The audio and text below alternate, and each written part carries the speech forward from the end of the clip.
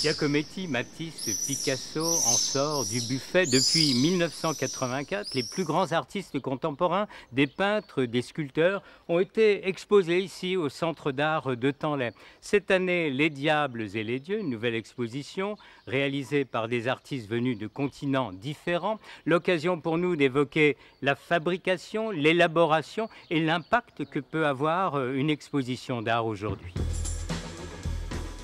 Cela fait déjà 45 ans que dans Lyon, des œuvres rares, actives et fortes viennent chaque année nous titiller les yeux et l'âme. Des expositions annuelles que l'on doit dès l'origine à Louis de Lodic et à la fidélité du conseil départemental, à Ancille-Franc dès 1970, puis à Tanlay en 1984, toujours dans les communs du château pour des artistes hors du commun. Comment vous montez une exposition? C'est quelque chose qui est plutôt dans l'affectif, l'intellectuel? Comment ça se passe? Comment ça se passe? Eh bien, à vrai dire, ça ne se passe pas.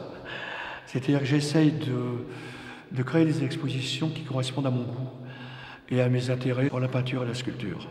Donc, je suis comme un collectionneur et je crée une exposition avec un choix d'artistes qui pourraient faire partie de ma collection. Et j'ai eu la chance pendant ces nombreuses années, de changer de collection tous les ans.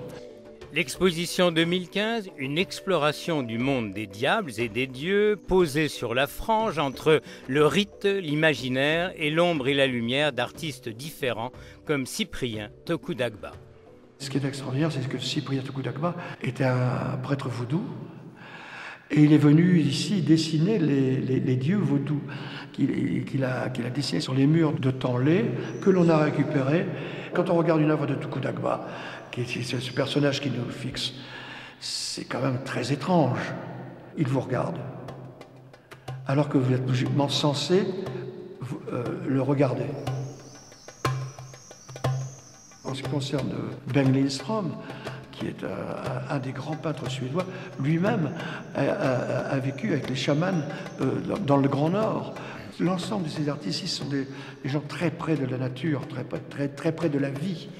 Une vie que Barthélemy Togo a su insuffler à ses diables et dieux à travers aquarelles, la vie, encre de Chine et peinture, lui qui avait dû quitter son pays pour échapper à une carrière de fonctionnaire rêvée par son père. Coco Fronsac, elle aussi, a changé de cap. Après la lithographie dans les ateliers parisiens, elle est partie chiner des photos qu'elle a retravaillées ensuite. Et puis, sorte de filet, d'accompagnement, d'écho, une centaine de pièces d'art primitif venues du monde entier. Les artistes sont extrêmement importants. La culture est extrêmement importante. C'est important parce que ce sont des passeurs de liberté. Ce sont avant tout des résistants. Et des résistants contre tous les systèmes. D'ailleurs, on le voit surtout actuellement. Chaque fois qu'il y a une dictature, la première chose que l'on fait, on supprime les artistes. C'est très très important que le public soutienne les artistes et prenne conscience de l'importance des artistes et créateurs, quelles que soient les disciplines, que ce soit la musique, la littérature ou les arts plastiques. Des artistes et surtout des œuvres protégées, partagées, grâce à l'énergie et à l'amour de ce collectionneur de toutes les collections. Il vous reste jusqu'au 20 septembre pour découvrir l'exposition Les Diables et les Dieux, ici à Tanlay, au Centre d'art, jusqu'au 20 septembre.